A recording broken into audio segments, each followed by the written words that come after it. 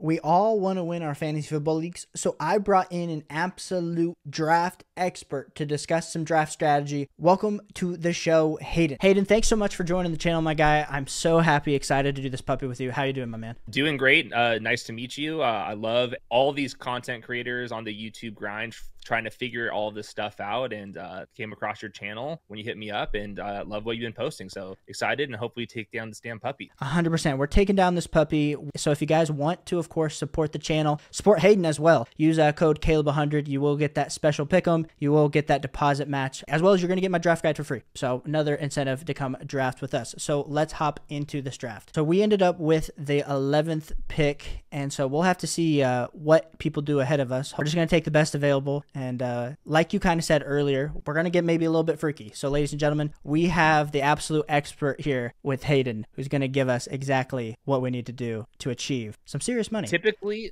are you zero RB, hero RB? Are you just what comes to you? What's your like typical kind of strategy? I typically just take what comes to me. I'm honestly a big zero RBer, but I feel like at the end of the like rounds, I've been getting a ton of like starts of like Gibbs, Jonathan Taylor, which has been kind of unique because I feel like I like to go like if a Gibbs falls to us at the 111 or something like that, I love to pair it up with a wide receiver. But I've been in a bunch of funky drafts here recently, so we'll have to see how this one goes. Yeah, some of my favorite things to do in the 11-12 spot is just take two players who have an ADP in the middle of the second round. So like, for example, like draft Chris Olave and Nico Collins together. Pretty hard to have both of those guys on the same team. So, and do they project that much worse than Garrett Wilson? I'm not sure. So that's like one of the avenues to do it. But so like this is kind of where we're stuck. I think I would go Garrett Wilson, and then we spice up the second pick, because I do think that of all these guys on the screen and the wide receiver tier, if I had to say who's the most likely to like turn into a real superstar, it would be Garrett Wilson. I think I can make an argument that Garrett Wilson's peak ceiling is higher than Puka and Amon-Ra. So do we want to go Gibbs? Yeah. So this is the other thing though. If you can get the 12 spot to kind of make some reaches, then we don't really have to get that unique. Like Gibbs plus Garrett Wilson is already unique enough just because they're both like projected to go in the first round together. And since Copper Prices goes with Drake London and Nico Collins, he does the reaching that we don't necessarily have to, then we got unique, but we didn't actually lose the projected point. So this is like the best way that you can play the turn over there, but not every single time you're going to get that. Usually Jahmyr Gibbs goes, and then we would have to like pull up a Mike Evans or kind of like flip the board back. Yeah, I thought that was the most ideal start. I'm a big Garrett Wilson believer, Hayden. I got the jersey here right behind me.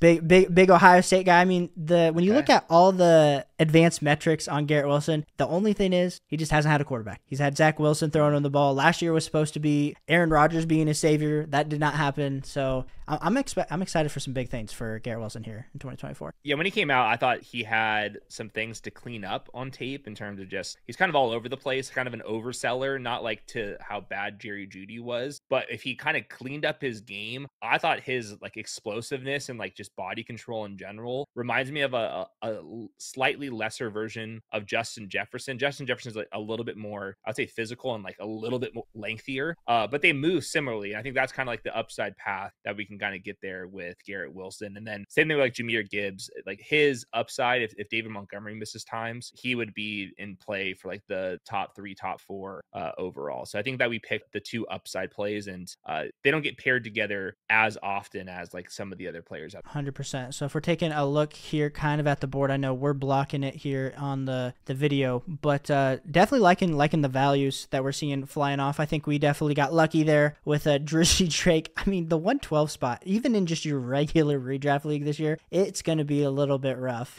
when you're coming around at that 201. The advantage that it has in the past few years, not this year, ladies and gentlemen, not at all. And I think that the other hard part about it is I think the 3-4 turn is terrible too. Like I can make the case for some of the receivers, a Kyron Williams in the early part of the third round, if you're drafting from first, second, third overall. Then you get to like Zay Flowers and these unproven wide receivers at the end of the third round. So you're like getting it in bad on sides here. So there's been a couple players like T. Higgins like goes ahead of us. So maybe a Derrick Henry or a Kyron Williams kind of falls here, and maybe you can make the case for an elite onesie. But yeah, I don't love the wide receivers that ended up on the turn on the backside either. No, 100%. And so it's interesting to see just a real heavy wide receiver. No one's deviating. No one's adding any type of quarterback, or a Sam Laporta hasn't gone off the board yet. Intriguing to see what kind of falls here for us. I've been a big Kyron Williams in the third. I think that kind of has to be an automatic in the mid third. So I like seeing that going off at the 3-8. But as we're kind of approaching, what are your thoughts? So Derrick Henry to me has the most obvious ceiling if he is available here. The guy behind this has already taken 2 wide receivers, so it's now or never for Henry. I think this is a pretty flat tier for wide receivers. So I think I would take Derrick Henry, and then we can kind of make our decision on if we want to go wide receiver or one of these onesies. But I just can't take small Zay Flowers over the big dog in half PPR. So we start out with 2 running backs. I think this is kind of like another interesting thing is we can kind of flip the script. We like most people that draft Derrick Henry and Jahmyr Gibbs on the same team are going to be building kind of a different roster. And I think we're going to attack some wide receivers here. So to me, like I would go like Christian Kirk. I would almost like want to reach. Do you have a preference on any of these wide receivers? No, like I'm cool to reach. Yeah, the reason why I was going to reach here is I think that Michael Pittman's going to struggle with Anthony Richardson. Zay Flowers, I think, is going to struggle with just how the offense is kind of changing here. And I don't think that Christian Kirk is typically on like the 4-5 wrap on that side. So if we drag him up, he's just not going to be paired with Garrett Wilson and Jahmyr Gibbs that often. And then also he gives us a little bit stacking partner. I really want to draft some of these Jaguars with Trevor Lawrence potentially. So that was a tough call because like I love Travis Kelce and Jalen Hurts, but I think only having one wide receiver through 4 rounds is pretty tough. So I think that we get a little bit unique with Christian Kirk, and he's been pretty good. Like whenever he's been healthy for the last couple of years, he's been pretty damn good. Yeah, no, I'm with you. So where ideally, let's say you're in the 4th round, what type of team build would make you want to say yes to a Travis Kelce? If I had one wide receiver or one running back, 2 receivers, then I would go Travis Kelce. I have taken Travis Kelce and Mahomes together at the 3-4 turn just to kind of jam that one in there. If I had wide receivers, I would also do it. I think I want 2 wide receivers for rank. I don't think I have to be super wide receiver heavy right now just because there's value elsewhere, but only having 1-4 would kind of be my break point. So I wanted to go Christian Kirk over Kelce. No, I respect it. And especially like you said, with all the later stacking options that are on the table. So yeah, I'm feeling pretty good about where we started. I mean, the first 2 picks, we kind of got a little bit lucky with falling into Jahmyr Gibbs. Mm-hmm. But honestly, Derrick Henry, when I've been seeing a lot of the values on Derrick Henry, I've been seeing him a lot of my recent drafts. I would say going anywhere between the 3-3 to 3-5. So absolutely love getting him at the end of the 3rd. And then, yeah, you sold me on Christian Kirk. So we'll have to see what falls back to us. Man, Patrick Mahomes going after Lamar Jackson. That's interesting. Yeah. And the last note on Henry's, I think the running back prices are going to go up as we get into August. And it's not just the sickos that are drafting a bunch of 0 RBs one after another. So I think that most likely when most of the drafts happen, Derrick Henry's going to get, I think, closer to the 2-3 turn instead of the 3-4 turn. Obviously, this tournament's going to fill before that, so we don't really have to pay attention to that. But I think just in general, if you're drafting a Best Ball Mania team, I would expect that you're going to see the green go up the board a little bit. So I think kind of use that on how you're going to get unique teams and how the boards kind of flip around. And I think that Derrick Henry is like going to be like the poster child of somebody that was typically in the middle to late part of 3rd round. And I think that sometimes he'll be drafted late round 2. Yeah. Also seeing Travis Etienne going behind Pacheco. Wow. I can't get myself there. 5th round Etienne is really solid. That's nice. Yeah, that's really solid. Yeah. I like Josh Jacobs. I just did a running back video talking about some of the values, which right now I feel like just exactly like what you were saying. All of the underdog running back values are so deflated right now. And so I think that's even starting to translate. Like when I was looking at ADPs on even ESPN or some of the other platforms, underdogs really starting to affect some of those platforms, which is great because continue to push those running backs down the board so I can get an elite level wide receiver and then absolutely smash in some of those like standard and half PPR formats over there. Yeah, it is wild that like half PPR on underdog is where the wide receivers go earliest. But that's the game we play. It is the game we play. So we are about to be on the clock here. Assuming another wide receiver here, Hayden. Yeah. I don't love Ridley or Godwin though. I would be open to Pitts. I would be open to Mixon. I would open on one of these rookie wide receivers. I think Pitts could be fun though. Yeah, I'm a Kyle Pitts truther. I've been a truther for a long time. I just continue to get burned. Fool me once, shame on you. Fool me twice, shame on you. Fool me 3 times. That's where we're at right now with Kyle Pitts. Yeah. So excited. Okay, cool. So yeah, I think Pitts is good. And then I think if we wanted to go Mixon, Worthy, or Rome would be my op. Yeah, so this is an interesting build. This would be super light on wide receivers, and I think we're just gonna hammer wide receivers after this. But I think one of the strategies with like this kind of modified robust RB situation is a lot of the people that draft this style are not going to draft the type of wide receivers that we probably will, and like more of the upside guys, more rookies, take on some more risk. And we're going to draft 9 wide receivers on a team like this. So while robust RB like typically doesn't work, I do think that's because some of the people drafting robust RB are not up to the news. They're not grinding all the other strategies. And I think that we could be kind of underselling the upside of a team that's well constructed here. So like, we're not going to draft 6 running backs on this team. We're going to build this robust RB smartly, and then hopefully in the playoffs, all of them are healthy. And we have 3 of our top 6 picks, including into our flex spot. So I saw the Xavier Worthy go off. So I wanted to ask you, Hayden, I'm sure you guys have talked about it on the Underdog channel, but where are you guys at with all of these chief weapons? Like in regards to like the receivers, like where are we at with Rashee Rice, Xavier Worthy, Hollywood Brown, Travis Kelce? Are we like, what if you had to rank them in order of how you think they're going to perform this year? How would you rank them? So I like Pacheco the best, but not including him. I would go Kelce. I would rather have him. I think he belongs in the beginning of the 4th round, kind of the 3-4 turn. I have Hollywood as the top wide receiver. I think that he's the best wide receiver in general, and I think that he's going to be the one that actually changes the offense, and it's like exactly what the Chiefs have been missing. So I like him in best ball in particular, where he's just going to win downfield. For my money, I think that Xavier Worthy, and this is kind of the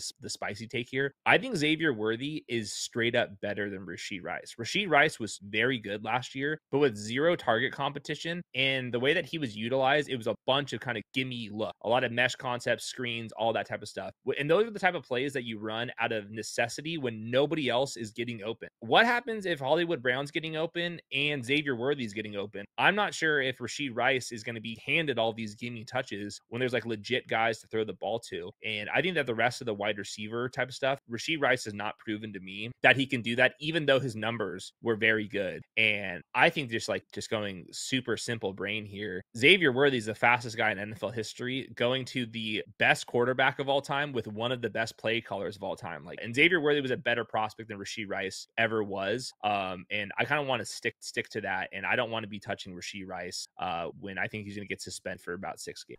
Man, well, I'm probably one of the biggest Rashee Rice truthers, but I think everything you said I agree with. I think if you're chasing anybody on the Chiefs, I think that's totally fine. I would just rather do it with Worthy than Rice. So we are back up on the clock here, and I'm burned. Yeah, we got burned. I was hoping we were gonna get Keon Coleman. But where do you kind of lean here? Do we reach on a guy like JMO? Click Ferguson, and this is what we'll do. If we go now, we have 2 tight ends. We're done at the position because I want to have some flexibility in how many wide receiver roster spots we're gonna have. I didn't want to force a player that's going to be drafted way ahead of ADP. Jameson Williams scares me. He's proven to do nothing here. And then I would rather have Curtis Samuel in this spot if we want to go with one of the wide receivers. But I think I would rather have Curtis Samuel than Jameson Williams. Like, I don't think there's any chance Jamo is going to be the wide receiver 1 on his team. I think that there's definitely a chance Curtis Samuel could do it. Yeah, no, I'm a big believer in Curtis Samuel. I think any format right now, Curtis Samuel is super undervalued, whether we're talking underdog, whether we're talking your regular redraft, whether even we're talking dynasty. Like every format, I think people are just undervaluing because we haven't seen it before, but we also haven't seen Curtis Samuel with Josh Allen. So that's something that's going to be super exciting to see. Yeah, so this was tough. Like sometimes if you build with a couple running backs early, you'll still get a wide receiver to fall. And when that happens, your team looks really good. This was one of the times where the wide receivers that we kind of wanted just went right before us, which happens. And I think that's kind of the risk. There's sometimes you're going to do a draft when your team is not going to end up properly built just because you were able to take on a risk. But I think that taking these risks is worth it, because when they do hit, now you actually have a power charged team here. And I think we'll still build our way out of this because we can still have 4 running backs on this team, perhaps. We're definitely only going to have 2 tight ends. So all of a sudden we have have a lot of extra firepower to kind of throw at the wider tier. And like this next kind of chunk of wide receivers, I think is pretty interesting. Like the Josh Palmers, then we get to a lot of rookies out there. You get to your Dontavian Wicks guys, your clear number twos, and like Brandon Cooks and Darnell Mooney, Jerry Jeudy. So I don't think this is the worst tier of wide receivers, but we're pretty much at the point where it's just like quarterback tab, wide receiver tab for like the next like 6-7 rounds. I'm 100% there with you, Hayden. I think this is the perfect team. Can we add 5 Gabe Davises to this this roster? That's exactly what we need, because as long as all of them could go off on different weeks, that's all we need. That's all we need in these spots. So like I said, we're still 10 picks here away, so we'll have to see what ends up falling to us. But I put the quarterback and wide receivers. So if you guys are here tuning in, of course you guys know who Underdog is. Of course you know who Hayden is. All of his information is linked down below, so go give him a follow on the good old X platform. You won't regret it. Yeah, super excited to see what you guys do this coming season. Yeah, it should be a lot of fun. We're getting prepped for a bunch of in-season content, and then I think August we're probably going to be posting videos as many times as we can. So it's about to get ramped up. Preseason will be fun though. I'm excited about the NFL kickoff. That's like an exciting part of the preseason, and then seeing all these rookies. It was a pretty deep class in my opinion, at quarterback and at wide receiver.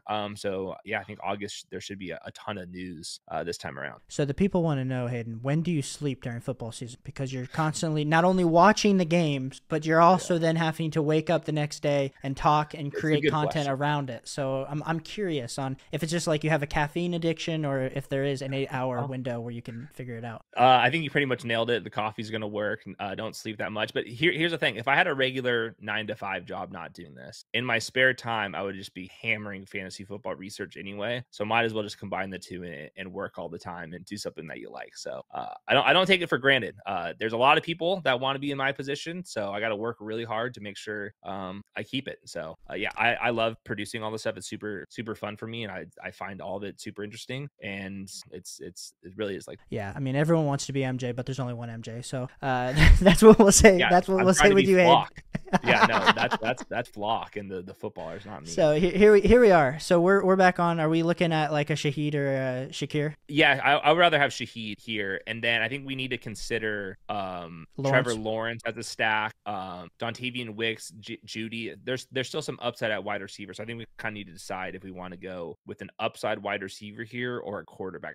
I feel like Lawrence probably is the call with Christian Kirk, and there are some times where you'll get Gabe Davis to fall a little bit after his ADP because like nobody really wants to draft Gabe Davis. I don't think that he'll be on the way back, but there's a chance he'll still be available, and if that's the case, now we've built out at least a double stack, some upside. You totally missed me like reach for the mouse because I thought I forgot to cue in Trevor Lawrence, but no, don't worry, I had it queued. My face is blocking the cue sometimes, so I was going a little bit crazy there. Thoughts, and I want to hear your thoughts on Justin Herbert. Are people in the fantasy space going crazy? Like, dude's still a top 5 quarterback in the NFL. He just has nobody to throw to. Yeah, it's the best offensive line of his career. I think just the best coaching staff of his career. So if the good news is with Herbert is there's not that much depth on the team. Like, there's not really a pass catching running back. There's not really a pass first tight end. If we are right that Herbert's just so good, then the ball is going to go to Ladd McConkey and Josh Palmer, and that's basically it. I have about zero faith in DJ Shark. I have even less faith in Quentin Johnston. So to me, I draft a ton of Ladd McConkey and Josh Palmer. They're two of my highest drafted wide receivers. I will on occasion tack on Justin Herbert, but sometimes like I just think, okay, if Herbert's going to throw 28 touchdowns and just kind of beat his ADP, I think that Josh Palmer and Ladd McConkey are going to go for a ride. And I think in particular, Josh Palmer, like in this range, I think it is as a pretty sweet wide receiver. I think they're slightly underrated heading into the prime of his career. And whenever Mike Williams or Keenan Allen have been out, he's been pretty effective. And now both of them are out. So Josh Palmer is one of these wide receivers who I like in this range. And it actually makes me a little bit more comfortable to draft that third running back a little bit early because I do have a lot of faith that Josh Palmer has a chance to be like probably like a boom bust wide receiver 3, but he gets drafted way out. On the topic of the Chargers, I want to ask you, I know we're still ADP wise, still a bit from getting there, but I feel like the Underdog community has gone absolutely insane for J.K. Dobbins. And listen, I'm a Buckeye fan. I know what he was, but we also saw what Cam Akers was post Achilles. Yeah. We're going to see what J.K. Dobbins is not only post Achilles, but Also, he's had the ACLs. Makes me a little bit concerned. I think he's a cut candidate from camp. I mean, he's owned essentially like zero money. I think I'd probably make more in my day job than what the guarantee is for J.K. Dobbins. So anyway, I was curious on your thoughts on kind of the backfield for the Chargers. I draft Gus Edwards and Kamani Vidal.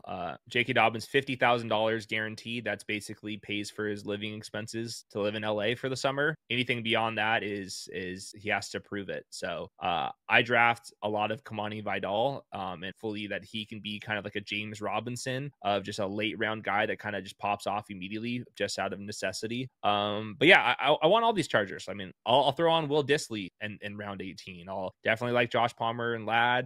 Gus, I'm fine with where he's kind of going. Typically, I have a bunch of running backs, so I don't have to kind of mess with the Gus bust tier. But yeah, I think that trying to find some upside on the Chargers in general is a sharp play. Is our boy about to fall to us, ladies and gentlemen? Drum roll. Let's see. Yes, he does. Let's do it. Big play, Gabe. Yeah. Welcome to the squad. Yeah, I think the ETR guys were saying that like just his projection is just way better than his ADP. So that would make sense to me. He's like the boring player. Nobody wants to click Gabe Davis. You don't get a bunch of likes on Twitter because you got drafted Gabe Davis. And I think those are the type of players that I do like. So do we want to go Downs or Polk? That's kind of where I'm leaning here.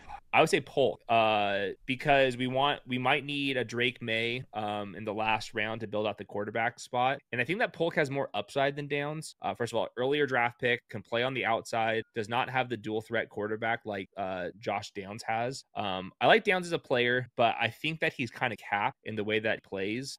So I think that Polk has a little bit more upside to him. I think the tiebreaker kind of is that his quarterback is still available. And since we only have Trevor Lawrence, this is very likely going to be a 3 quarterback team. And I think giving us a couple outs for like the last round kind of makes sense. No, I like it. I just traded away Polk today in the Dynasty League. So shout out to you, Polk. We're back on the same team again, which is always good to see. So kind of heading into these last few rounds, strategy-wise, we're going to, of course, continue to trust wide receiver. We're going to hit up 2 more QBs. We're pretty much done. We're done at tight end for sure. Maybe another running back, depending on value. Yeah, I think we depend if we're going to have 4 running backs or 5, depending on who our 4th is. If like, I think Rico Dowdle probably is just going. We might have missed the boat here. Are our running backs, do they have buy overlap? They do. So yeah, I think this is going to be 3-5, do the math on the receiver, 2 tight end team. So I think we settled on a 3-5-9-2 team. Yep. It's a funky build, but I think funky builds are okay as long as you do them properly. I think that we're gonna have to figure out which quarterbacks we want here. So which wide receivers do we have? I know that we have Polk potentially for way later. I really don't want Derek Carr. Neither do I. I really don't want Aaron Rodgers. Maybe this is a Rodgers team, but yeah, I wonder if there's some dual threat quarterbacks we kind of just tack on later in the draft and kind of wait a little bit. Yeah, I'm cool with that. Too bad Josh Allen's not still available at this range. That would be good. that would have been a game changer for us. So we're here. Are we Quentin Johnson? Is this a Quentin Johnson pick? Is this an Adam Thielen pick? How about Kamani Vidal? Okay. You talked yourself into it after we discussed the Chargers backfield. The best O-line. It might be I would say it's a top 3 or 4 O-line right now in the NFL. Yeah, it's right there. I think they have one more starting spot potentially to kind of iron out, but they actually had some okay depth behind them too. So I think that Vidal is like our kind of upside swing here, and I think that we kind of take a safer RB5. These receivers are whack. What about I would do Algier, I would do Deshaun Watson, and then add a Cedric Tillman type. I think like those would be my favorite. Let's try Watson. I do think that Deshaun Watson off more of a ceiling than a lot of the other quarterbacks. So I have been taking him. Now Judy's gone, Njoku's gone, Cooper's gone. The battle right now is Cedric Tillman versus Elijah Moore. I think what's going to happen is Jerry Jeudy is best in the slot. I think Amari Cooper is best as the flanker. And I think that Cedric Tillman's going to be the X wide receiver. And then Elijah Moore is just going to be out there in like 4 wide receiver sets whenever Jeudy needs a breather, something like that. So I think that Cedric Tillman could be our 18th round selection. He had some pedigree out of Tennessee, big X receiver, didn't do anything as a rookie. And then I think that's probably the way I would attack this one in the 8. Are you still a believer in Deshaun Watson? Like, do we think? I don't think he ever gets back to fully like Um, Houston Texan Deshaun Watson, but I think he can be better than what we've seen the last 2 years. Yeah, he was dealing with injuries. So I think that's like the hard part is how much was it rust? How much was it him just not being in the right mental state? How much was it just his shoulder was kind of banged up?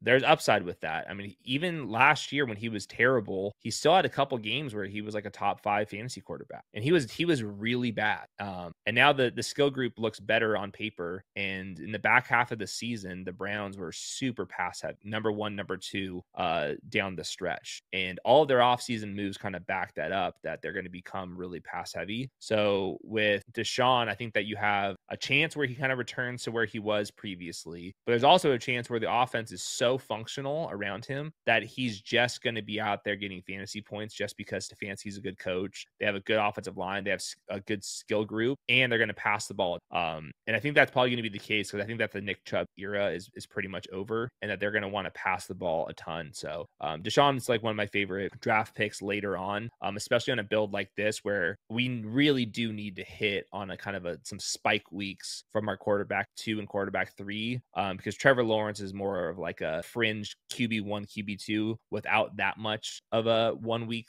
upside. So I think that we need to get like Drake May and Deshaun Watson, those type of guys who hopefully can kind of hit peak that's not really priced in. JMO, I just wanted to shout you out for not taking our guy, but pinball. I was hoping Algier. I thought we had a shot at him falling. That was a big drop. That was a huge drop, which I was like, at some point he's going to have to go. But I was like, if he was going to be our RB5, I was going to feel pretty good about it, because we do have 2 5s and 2 14s on our bye week. So that is good to note. So the guys available here, I draft some Tyler Conklin. We already have Garrett Wilson. So I kind of don't, but we already have the 2 tight ends. How about Marvin Mims would be okay with me? Yeah, that's where I was leaning. I don't love it. It's not great. It's where we're at. Lukewarm. That's how we feel about it. Yes. These wide receivers down here, they're all Jalen McMillan, I think, is a target for us potentially. And then it's like, do we do Daniel Jones and try to build another giant wide receiver, or do we like Jalen McMillan enough where this is just our guy? And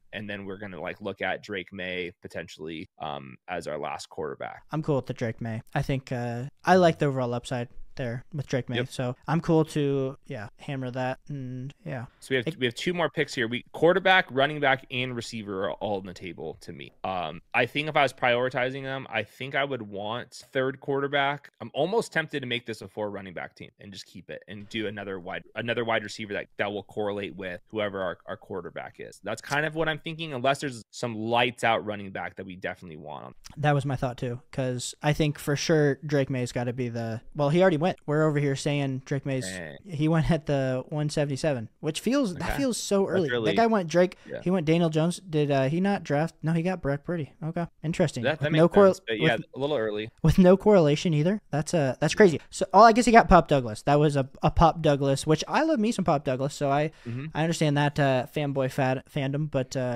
Drake May is off the board. So maybe we have Bo Nix with Marvin Mims, and we can do like Bo Nix plus Josh Reynolds, something like that is on the table here.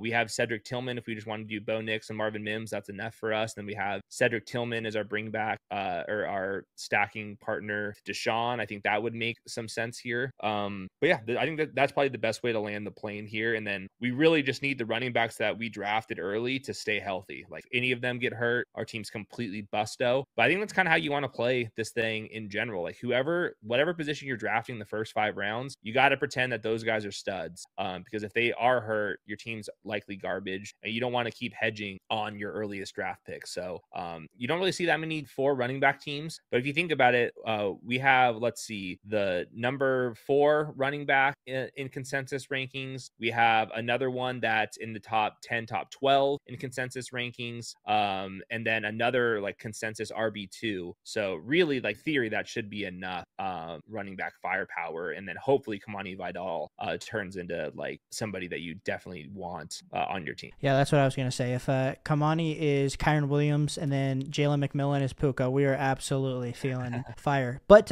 you know, the odds of that happening are like the same odds of us getting struck by lightning. So yeah, you take your chances, you shoot your shots, and that's why you guys need to be drafting over here on Underdog, because the good news is you don't just draft one team, you draft hundreds of teams, and then your percentages and odds go up. So like I said, if you guys want to join us over here on Underdog, everything is linked down below. Appreciate all you for supporting and watching this video all the way through. Could you open the quarterbacks tab just to see who we have left here, just in case? So I think Bo Nix would make the most sense. We don't have any Steelers for Russ, right? We don't have any Vikings for JJ. So I think Bo Nix is the call earliest, and then we figure out which wide receiver we want, because we have a lot of options. We have many options. Not great options. Yeah, we're throwing darts here. So the ones that correlate would be Cedric Tillman with Deshaun, and then Josh Reynolds with Bo Nix. Trevor Lawrence, we're already out. And then maybe there's a running back that we really like. I do like Cedric Tillman, because he goes completely undrafted. Like he will not be drafted very many times, and I think that he's one of the guys that in training camp, like, up, he's a starter, and all of a sudden he goes up into like the 17th. So I was excited for Elijah Moore last offseason when he got traded, because I expected big things, and then we saw literally nothing. So yeah, I'm cool too. I think Cedric Tillman's for sure not only the draft capital, but their performance is going to be over Elijah Moore at the end of training camp for sure. Yeah, I mean, Elijah Moore had the opportunity last year, and he didn't do anything. Truly did not do anything. So yeah, I think that experiment is over, and yeah, I think that Elijah Moore gets drafted like 25% of the time on these drafts, and I think Cedric Tillman's like 2%. And if we were playing DFS, we would be taking the guy that's at a lower ownership rate. So I think that's the way we played it. So yeah, a really weird team here, but I think we saved it. We gave ourselves a chance here. We really need our running backs to stay healthy, and then we really need one of these wide receivers to kind of turn into a reliable guy. So hopefully that's like a Marvin Mims type, Jalen McMillan, Cedric Tillman. At least we drafted some young guys with some uncertainty, but hopefully it's like Gabe Davis is a bigger part of the offense than we're expecting, or Christian Kirk turns into like an every week wide receiver too, or something like that. Well, all I ever do is draft weird teams on Underdog, so this just seems to be how it usually falls for me. Never to consensus by any stretch of the imagination. I mean, we would have loved to see the Christian Kirk. Yeah, I think that was always, I know why we did it, but we kind of there were a lot of these wide receivers didn't end up falling because this absolute third round went first 6 picks, went absolutely berserk. 7, I can't do math. But yeah, no, super pumped with how this team went. But no, this was awesome, man. Thanks for coming on. It's been an absolute blast being able to draft this team. Honestly, we'll give it, I'd rank it like a B. Like there was nothing special about it, but it could have been a C. It could have been a C. We saved it, luckily, because it could have gone worse. But Hayden, before we get out of here, anything you want to say to the people? Make sure you're using promo code Caleb and sub into him, and yeah, he's going to be doing a bunch of redraft content and more drafts, and yeah, it's exciting. The best ball landscape is growing every single year, and there's like college football now out there for best ball contests, so it keeps growing faster and faster. So stay tuned in. 100%. Well, like I said, guys, all of Hayden's info is linked below. If you haven't checked out their YouTube channel, I don't know what you're doing. You must be sleeping under a rock. And if you don't already follow him on X, go follow him on X. But appreciate everyone for tuning into the video. Catch you guys all on the next one. Peace.